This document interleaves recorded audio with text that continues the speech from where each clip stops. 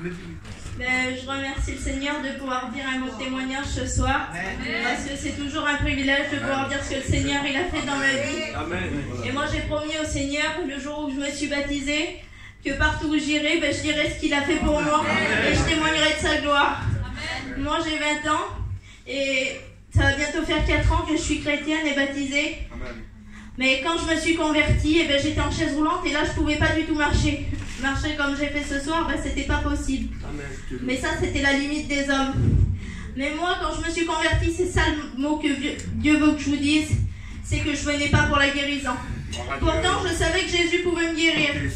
Mais quand je venais à la réunion, je recevais quelque chose qui était beaucoup plus grand qu'une guérison. Je recevais la paix, je recevais l'amour et je recevais le salut dans l'âme. Et après, j'ai commencé à demander la guérison. Mais vous savez, le Seigneur, il a une volonté, c'est de nous guérir.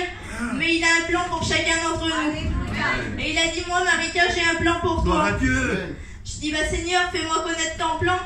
Il a dit, Marika, je pourrais très bien te guérir d'un seul coup. Mais moi, je voudrais te guérir étape par étape. Et puis moi, j'ai dit, Seigneur, pourquoi? Parce que nous, on ne comprend pas, on voudrait tout d'un coup. Il a dit, Marika, ça serait pour que chaque jour tu puisses voir ma gloire et que chaque jour tu puisses vivre mon miracle. Et maintenant, les gens, ils ont besoin de voir pour croire. Et encore, c'est difficile. Alors, Marika, tu vas témoigner de ma gloire partout. Et les gens, ils verront le miracle de leurs propres yeux.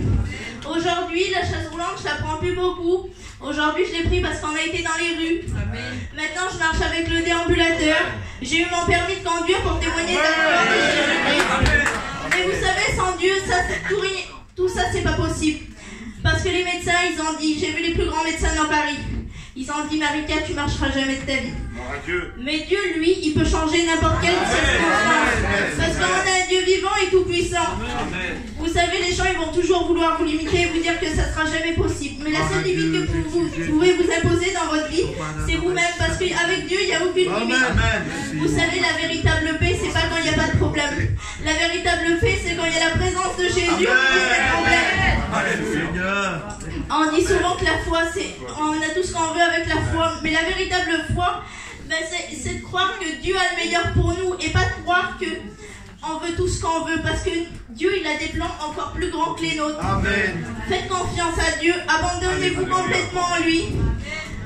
Et que Dieu vous bénisse. Le carburant de la vie, c'est la foi. Et mon bonheur s'appelle Jésus. Amen.